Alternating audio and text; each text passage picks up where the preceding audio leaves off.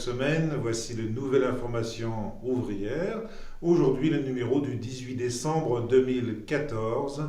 À la une, Belgique, Italie, la classe ouvrière avec ses syndicats se dresse contre la politique des gouvernements et de l'Union européenne. Italie, grève générale massive le 12 décembre. 1,5 million de travailleurs manifestent dans 54 villes de la péninsule pour dire non à la réforme du marché du travail.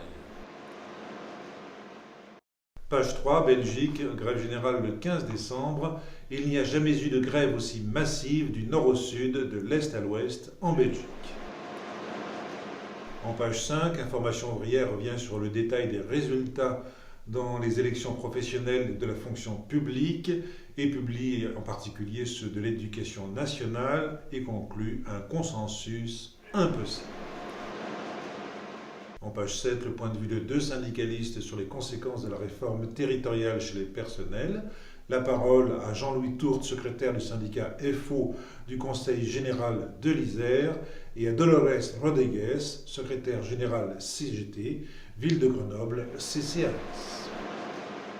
En pages 8 et 9, la préparation du congrès ouvert du Parti ouvrier indépendant. Une assemblée débat s'est tenue à Melun, 17 interventions, le compte-rendu quasi intégral. Pages 10 et 11, point de vue et analyse du projet de loi Macron qui veut simplifier la vie des patrons en s'attaquant au Code du travail.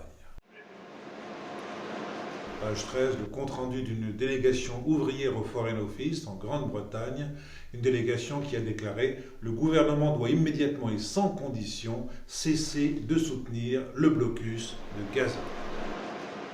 La dernière page d'Information ouvrière annonce la tenue d'un meeting de solidarité avec les syndicalistes de Martinique le 14 janvier à la Bourse du Travail à Paris.